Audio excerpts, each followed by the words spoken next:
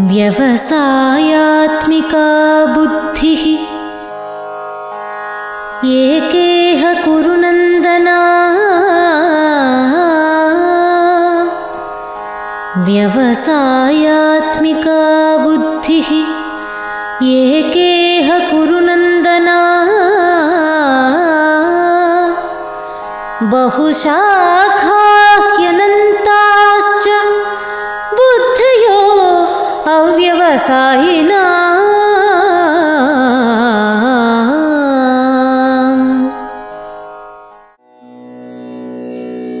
तेषां सततयुक्तानां भजतां प्रीतिपूर्वकम्। तेषां सततयुक्तानां भजतां प्रीतिपूर्वकम्। ददामि बुद्धियोगं ददामि बुद्धियोगं तं येन मामुपयान्ति ते।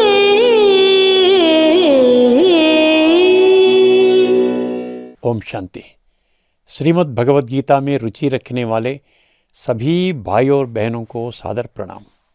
भगवान उवाचा तमसो मा ज्योतिर्गमया कार्यक्रम में आपका फिर से स्वागत है। पिछले कुछ एपिसोड्स से आप जो दो टैगलाइन श्लोक सुनते आ रहे हैं, वे 18 अध्याय का 22वां श्लोक और 32वां श्लोक, उन्हें इस एपिसोड से बदल दिया गया है।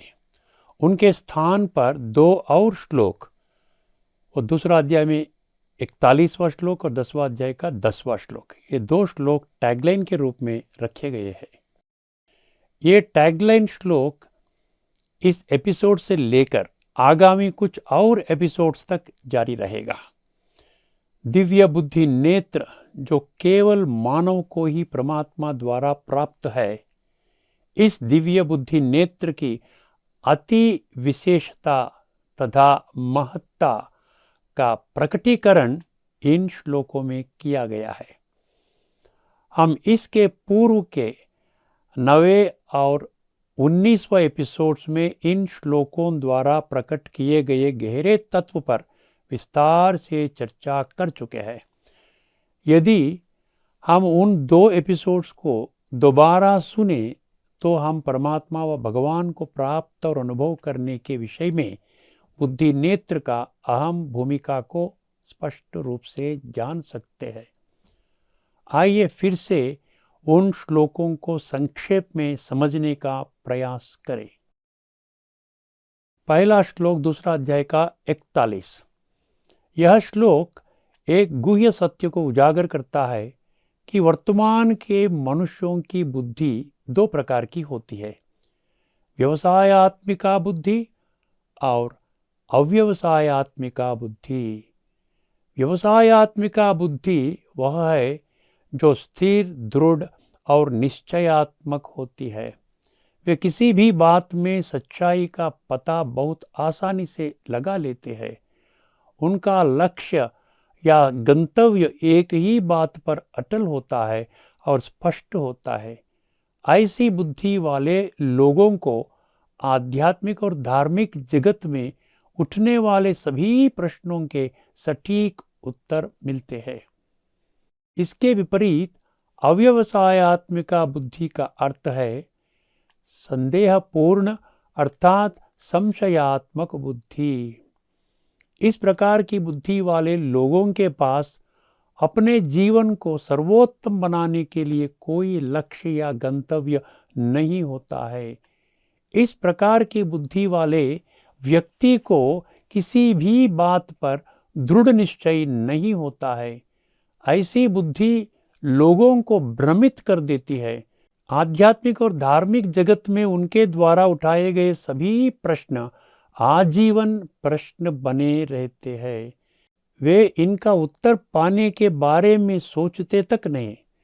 उनमें सत्य को समझने की शक्ति नहीं है। वे जो संकल्प लेते हैं और जो निर्णय लेते हैं स्थिर नहीं होते।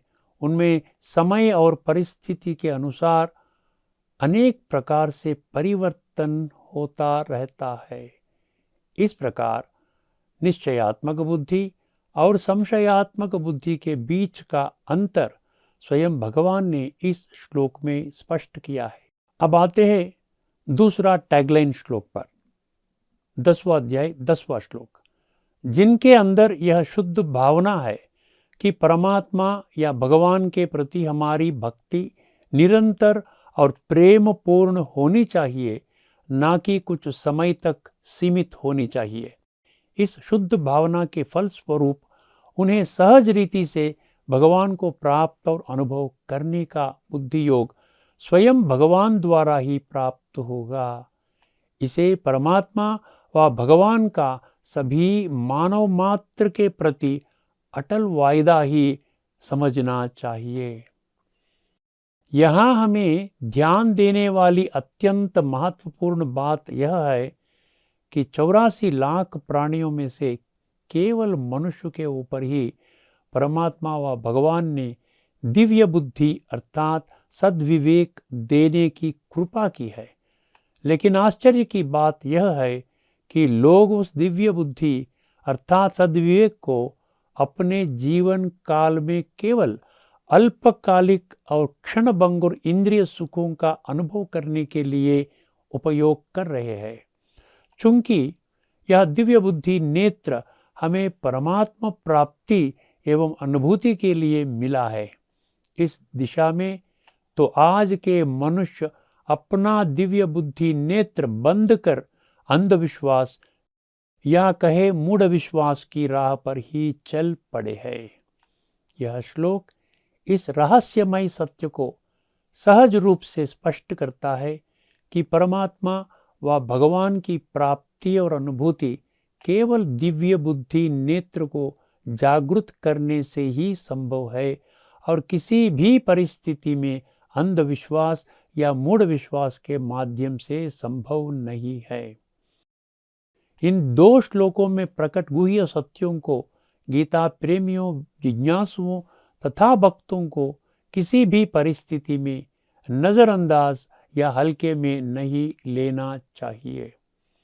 ये 2 श्लोक परमात्मा व भगवान को प्राप्त और अनुभव करने में दिव्य बुद्धि की अद्भुत एवं अद्वितीय भूमिका को स्पष्ट करते हैं।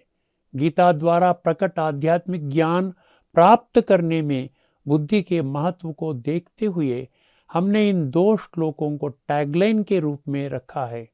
आइए इसे ध्यान में रखते हुए अपनी चर्चा जारी रखें। पिछले 5 एपिसोड्स से हम इस मुद्दे पर चर्चा कर रहे हैं कि परमात्मा व भगवान का वास्तविक रूप साकार है या निराकार। इस एपिसोड में जो भक्त समझते हैं कि भगवान का असली रूप निराकार नहीं बल्कि साकार है, वे लोग भी भगवान की षड्गुणैश्वर्य अलौकिक निर्गुण निराकार अखंड ज्योतिर्बिंदु स्वरूप को प्राप्त और अनुभव करने में सक्षम होंगे। इस बात का खुलासा स्वयं भगवान ने भक्ति योग नामक 12वां अध्याय का 8, 9, 10, 11 और 12वें श्लोकों द्वारा प्रकट किया है। यह कहने में कोई अतिशयोक्ति नहीं है कि जो लोग सावधानी से इस गहनतम और अत्यंत गुह्य बातों को समझते हैं, वे निश्चित रूप से परमात्मा व भगवान को प्राप्त और अनुभव करेंगे। इस एपिसोड में हम 12वां अध्याय का 8वां श्लोक और वही अध्याय का 9वें श्लोक में प्रकट गहन तत्व पर चर्चा करने जा रहे हैं। सबसे पहले आइए श्लोक 12वां अध्याय का 8वां श्लोक सुने। मय्येव मनाधत्स्व मयि बुद्धिं निवेशय मय्येव मनाधत्स्व मयि बुद्धिं निवेशय निवसिष्यसि मय्येव निवसिष्यसि मय्येव अत ऊर्ध्वं न संशयः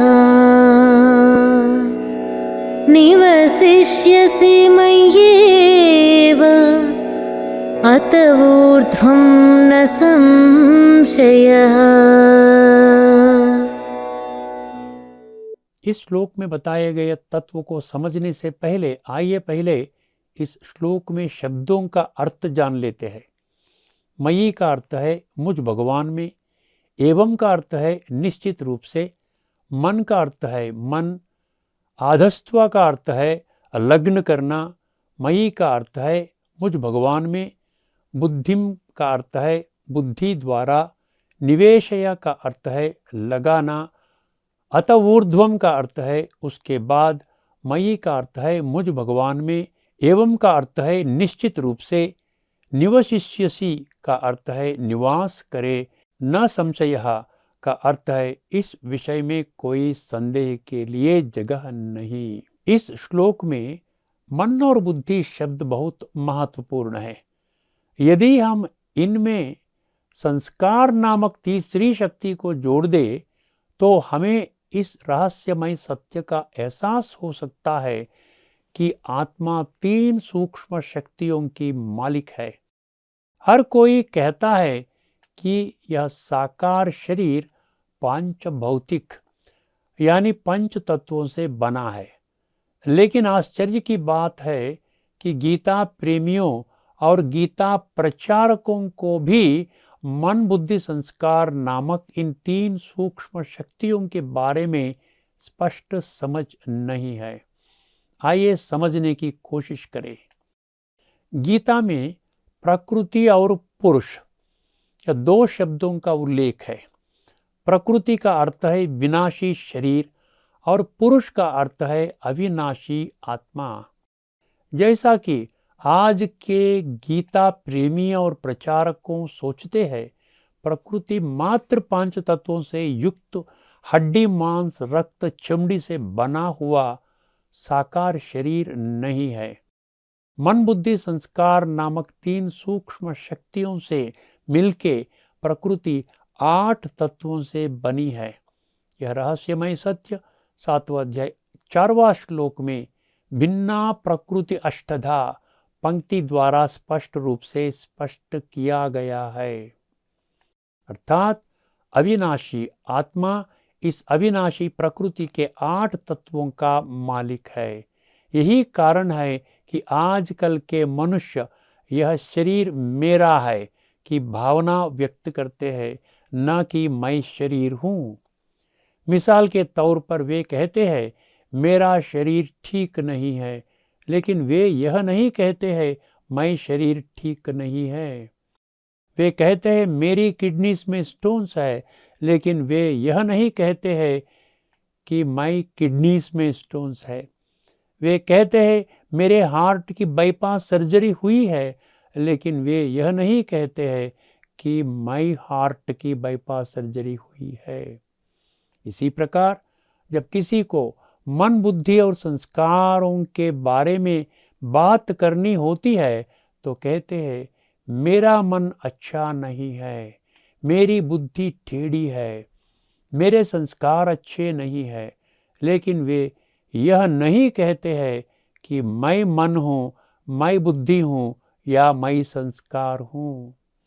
यहाँ सबसे महत्वपूर्ण, सबसे गहन और सबसे गंभीर बात जो हर किसी को नोट करनी चाहिए वह यह है कि मैं नामक आत्मा और मेरा नामक शरीर मन बुद्धि और संस्कार एक नहीं बल्कि अलग अलग है।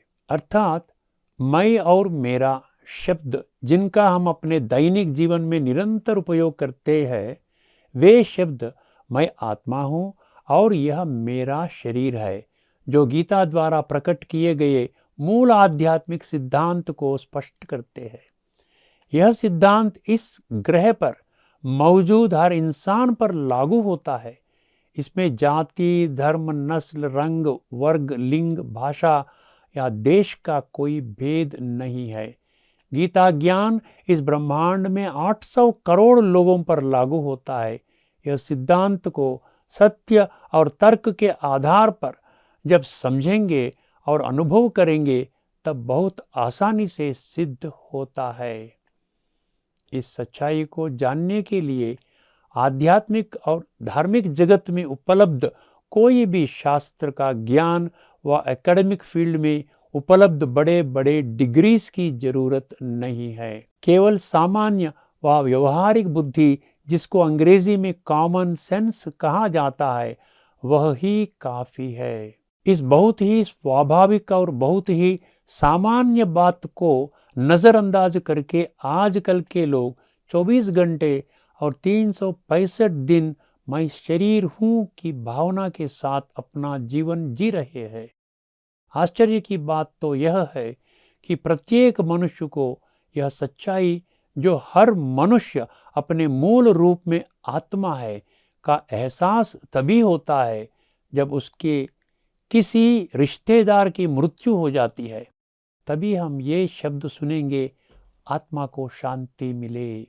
फिर कुछ ही दिनों में वे मैं शरीर हूँ के असत्य मार्ग पर चल पड़ते हैं। केवल जब हम इस सत्य को पहचान लेते हैं कि मृत व्यक्ति और जीवित व्यक्ति के बीच एकमात्र अंतर यह आत्मा है, तभी लोगों को इस सत्य का एहसास हो सकता है कि वे जीवित रहते हुए भी आत्मा का अनुभव कर सकते हैं। अंग्रेजी में लोगों को ह्यूमन बीइंग्स कहा जाता है, ह्यूमन बॉडीज नहीं। इन दोनों का अंतर आत्मा है। जब इन सूक्ष्म रहस्यों का एहसास होता है तभी हर कोई व्यक्ति देहाभिमान और आत्माभिमान के बीच रात दिन के अंतर को स्पष्ट रूप से समझ सकता है। हम पहले ही कई बार चर्चा कर चुके हैं कि मैं शरीर हूँ की अवधारणा के साथ जीना अज्ञान है और मैं आत्मा हूँ और यह शरीर मेरा है की अवधारणा के साथ जीना ज्ञान है। जैसा कि गीता के 13वां अध्याय के 1, 2 तथा 11वां श्लोक में स्पष्ट किया गया है। हमारा विचार है कि परमात्मा व भगवान के वास्तविक स्वरूप तथा उनकी प्राप्ति एवं अनुभूति करने के विषय में मन तथा बुद्धि, जो आत्मा की सूक्ष्म शक्तियां हैं, उनकी सर्वोच्च भूमिका इन चर्चाओं से स्पष्ट हुई होगी। आत्मा, मन, बुद्धि और संस्कार सूक्ष्म है और भौतिक शरीर स्थूल है। स्थूल का अर्थ है जो इन भौतिक चर्म चक्षुओं से देखा जा सकता है और सूक्ष्म का अर्थ है जो चर्म चक्षुओं से नहीं देखा जा सकता। जिस प्रकार आत्मा को इस भौतिक शरीर की आंखों से नहीं देखा जा सकता है, उसी प्रकार परमात्मा या भगवान, जो समस्त मानव जाति के माता और पिता है, उनको भी इस भौतिक देह की आंखों से नहीं देखा जा सकता है। 11वां अध्याय 8वां श्लोक की पंक्ति, दिव्यम दधामि ते चक्षुः पश्य मे योगमैश्वरम, यह स्पष्ट रूप से अवगत कराती है कि भक्त लोग दिव्य चक्षु यानी आत्मा नेत्र की जागृति से, अर्थात योग की महिमा से ही आत्मा और परमात्मा का अनुभव कर सकते हैं। इस दिव्य नेत्र को शास्त्रों में आत्मनेत्र, मनोनेत्र, बुद्धिनेत्र, ज्ञान नेत्र और तीसरा नेत्र के नाम से वर्णित किया गया है। गीता प्रेमियों को अब तक इस रहस्यमय सत्य का एहसास हो जाना चाहिए। अभी नहीं तो कभी नहीं, नाउ और नेवर। जो लोग मैं शरीर हूँ के भ्रम में 24 घंटे और 365 दिन बिताते हैं, वे कदापि आत्मा और परमात्मा को नहीं पहचान सकते। इस लंबी चर्चा को ध्यान में रखते हुए आइए इस श्लोक द्वारा प्रकट किए गए तत्व को समझने का प्रयास करें।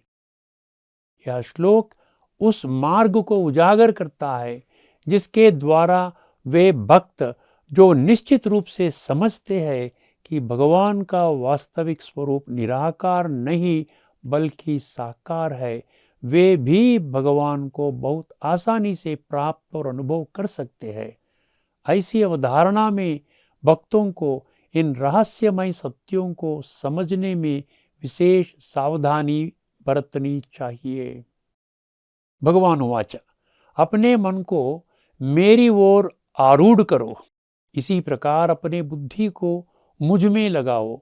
इस प्रकार यदि मन और बुद्धि मुझ में स्थित है तो तुम मुझ में निवास करोगे। इस बात में कोई संदेह या झिझक नहीं है। यह श्लोक इस बात को स्पष्ट करता है कि भगवान को प्राप्त और अनुभव करने के लिए वर्तमान भक्तों को अपने मन और बुद्धि को भगवान को अर्पित करने के अलावा और कुछ नहीं करना होगा। लेकिन आश्चर्य की बात यह है कि वर्तमान में मनुष्य मन और बुद्धि नामक दिव्य शक्तियों को केवल अल्पकालिक और क्षणिक इंद्रियों द्वारा प्राप्त सुखों का आनंद लेने के लिए उपयोग कर रहे हैं और स्वयं का और परमात्मा व भगवान के वास्तविक स्वरूप को जानने के मामले में अंधविश्वास या मूढ़ विश्वास में चल रहे हैं। जो भक्त लोग इस मार्ग को समझने और उसे अमल करने में असमर्थ है, वे भी भगवान को प्राप्त और अनुभव करने का एक और सरल विकल्प 12वां अध्याय का 9वें श्लोक में बताया है। आइए पहले वह श्लोक सुने। अथ चित्तं समाधातुं न शक्नोषि मयि स्थिरम्। अथ चित्तं समाधातुं न शक्नोषि मयि स्थिरम्। अभ्यासयोगेन ततो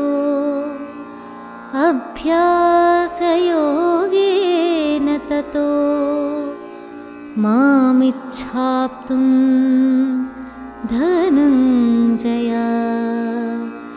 अभ्यासयोगेन ततो मामिच्छाप्तुं धनञ्जय।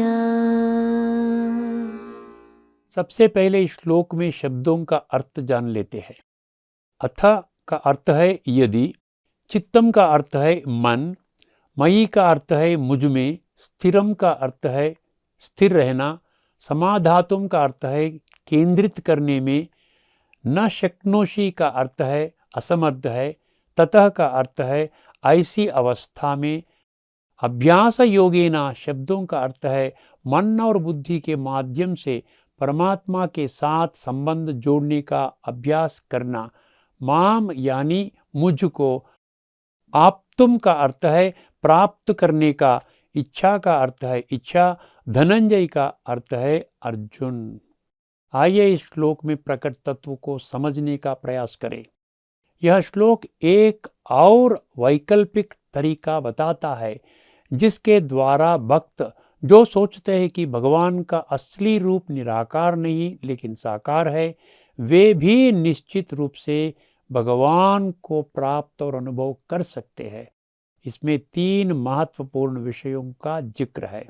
पहला विषय, इस श्लोक की पहली पंक्ति में अथ चित्तम मया स्थिरम समाधातुम न शक्नोषि शब्द भगवान को प्राप्त और अनुभव करने के मामले में वर्तमान भक्तों की परस्पर विरोधी भावनाओं को प्रकट करता है। उन्हें परमात्मा व भगवान पर पूरा विश्वास तो है, लेकिन उन्हें मन और बुद्धि द्वारा भगवान से संबंध कैसे जोड़ना इसका ज्ञान नहीं है।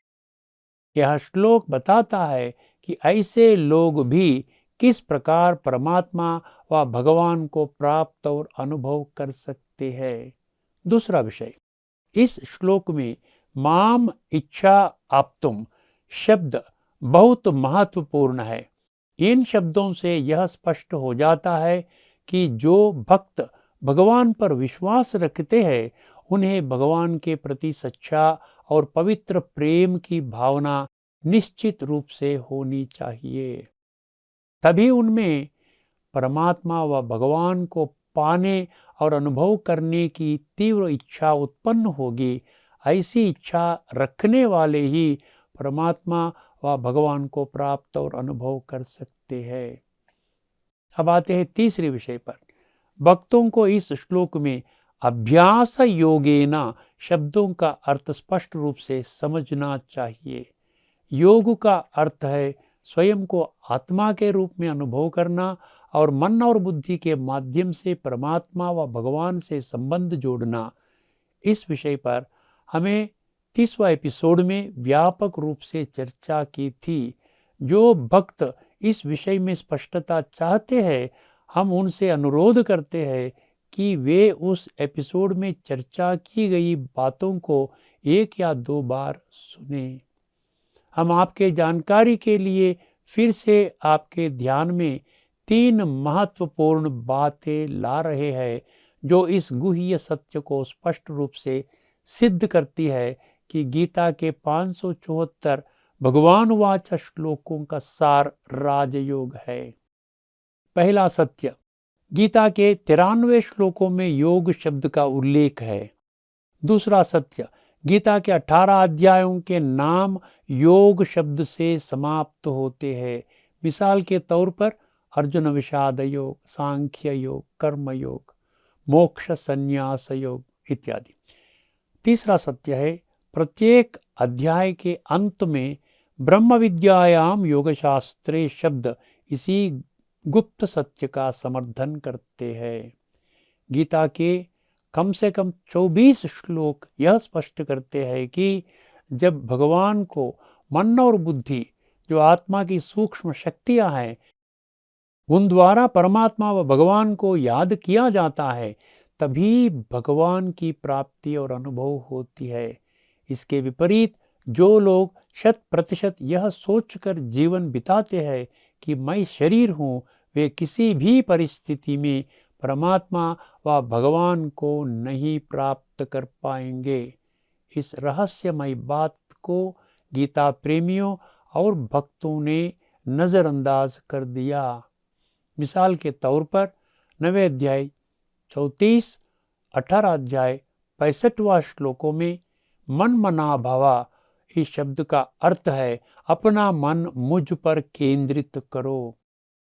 यही एपिसोड में 12वां अध्याय का 8वां श्लोक में मय्येव मन आधस्त्व मयि बुद्धिम निवेशया पंक्ति भी यही सत्य को स्पष्ट करता है कि जो कोई अपना मन और बुद्धि मुझ पर स्थिर करता है वह मुझ में वास करता है। इसमें कोई संदेह नहीं है।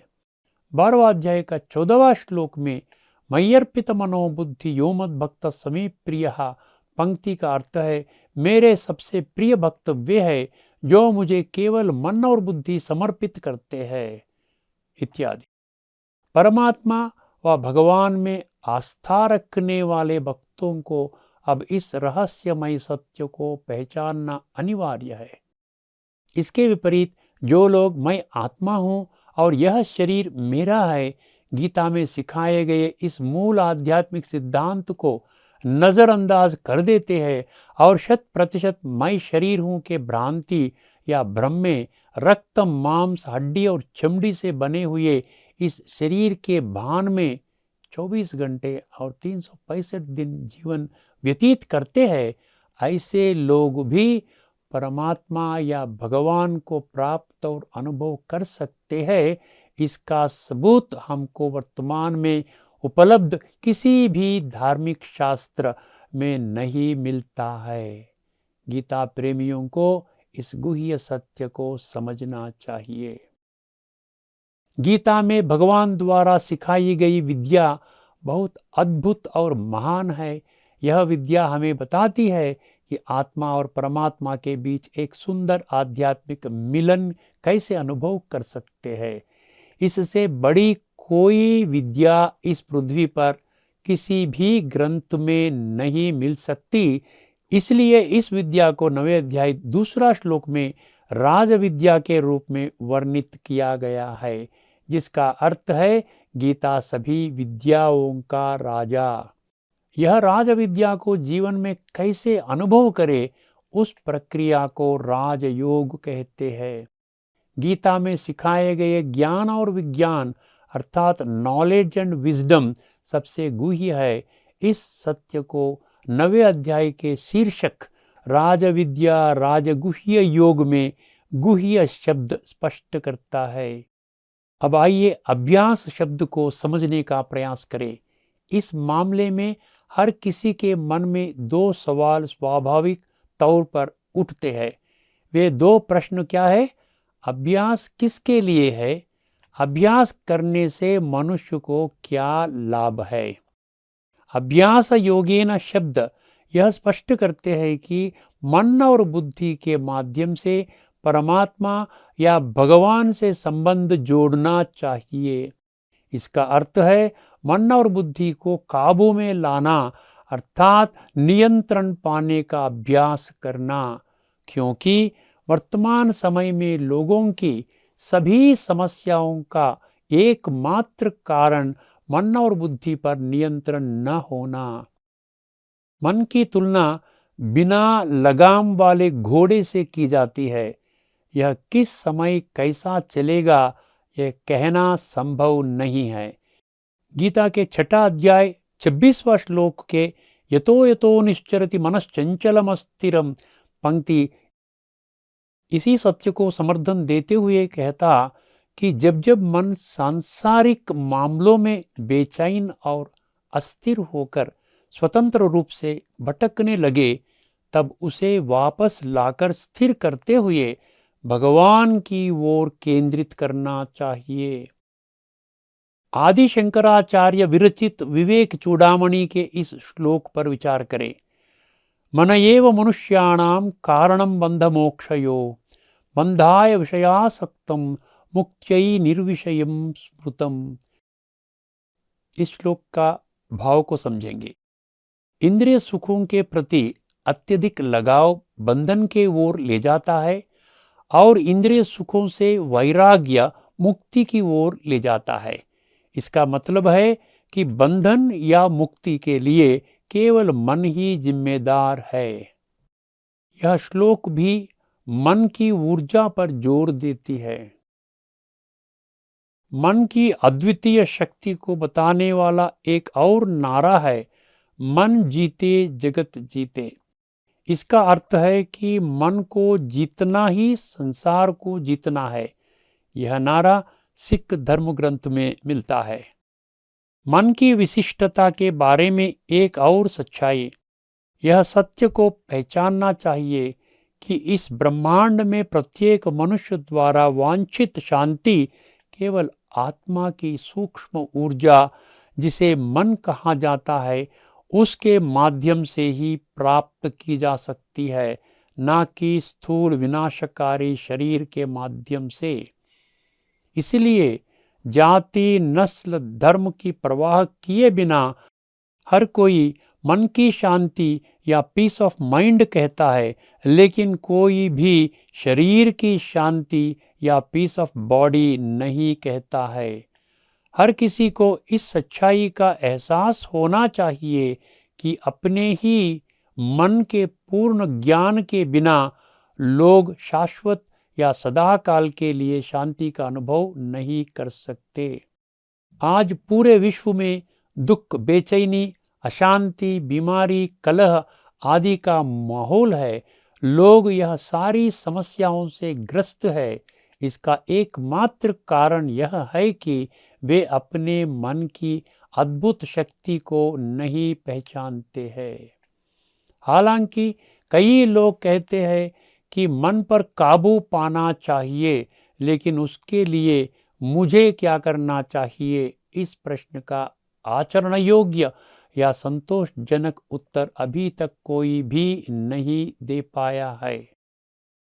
जैसा कि हमने कई बार चर्चा की है, जब हम गीता को केवल आध्यात्मिक दृष्टिकोण से समझते हैं तो हम आत्मा की सूक्ष्म ऊर्जा जिसे मन कहा जाता है उसको समझ सकते हैं और उसके आधार से भगवान से संबंध जोड़ने में सफलता प्राप्त कर सकते हैं।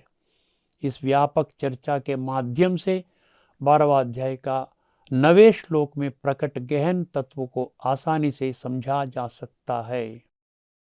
भगवान उवाच, हे अर्जुन, यदि आप अपना मन मुझ भगवान पर स्थिर रखने में सक्षम नहीं है तो मैं आपको मेरे पास आने का एक और बहुत आसान वैकल्पिक तरीका बता रहा हूँ।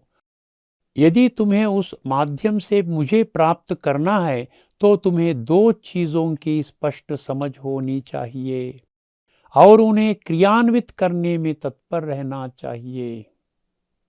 पहली विषय, परमात्मा या भगवान जो इस समस्त मानव सृष्टि का एक ही है, उनके प्रति सच्चा शुद्ध अर्थात निश्चल प्रेम होना चाहिए। दूसरी विषय है, जब भगवान के प्रति ऐसा प्रेम होती है तभी आपके अंदर परमात्मा को प्राप्त और अनुभव करने की तीव्र इच्छा पैदा होगी। यदि आपको इन दोनों बातों पर अटूट विश्वास है जो मैं स्वयं प्रकट कर रहा हूँ तो आप गीता में प्रस्तावित राजयोग का अभ्यास करके मुझे प्राप्त और अनुभव करने में सक्षम होंगे।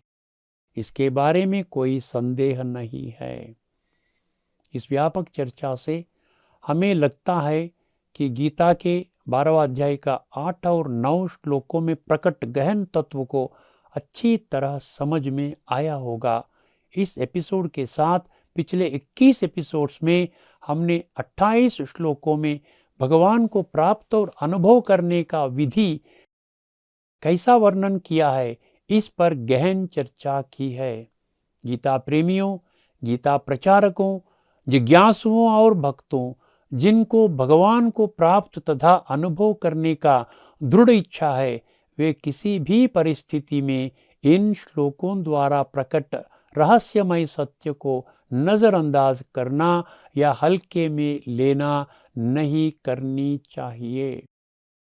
इस एपिसोड में चर्चा समाप्त करने से पहले आइए 12वां अध्याय का 8 और 9 इन दोनों श्लोकों में प्रकट तत्व को संक्षेप में जानें।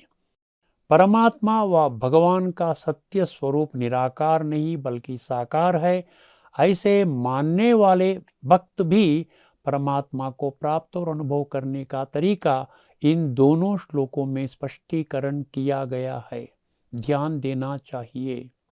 12वां अध्याय 8वां श्लोक में भगवान ने कहा, जो कोई भी अपने मन और बुद्धि को भगवान में स्थिर करता है वह निस्संदेह भगवान को प्राप्त और अनुभव करेगा। 12वां अध्याय 9वें श्लोक क्या कहता है? यह श्लोक उन लोगों के प्रश्न का स्पष्ट उत्तर देता है जो इस प्रकार अपना मन और बुद्धि को परमात्मा व भगवान पर केंद्रित करने में विफल होते हैं। परंतु ऐसे लोगों में निश्चित रूप से दो विशेषताएं होनी चाहिए। पहली विशेषता, परमात्मा व भगवान के प्रति सच्चा और पवित्र प्रेम होना चाहिए। दूसरी विशेषता, ऐसे भक्तों में पूर्ण निश्चितता के साथ भगवान की प्राप्त एवं अनुभव करने का दृढ़ लक्ष्य के साथ भगवान जो गीता में सिखाए गए राजयोग का अभ्यास करना चाहिए। आइए इस एपिसोड में चर्चा यही समाप्त करें।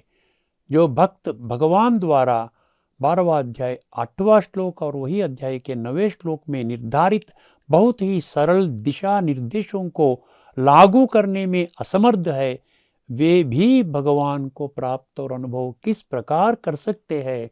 आइए हम आगामी एपिसोड में 2 और श्लोकों के तत्व जो इस सत्य को स्पष्ट करते हैं उस पर चर्चा करने जा रहे हैं। तब तक के लिए सभी को नमस्कार। लोका समस्ता सुखिनो भवन्तु। ओम शांति।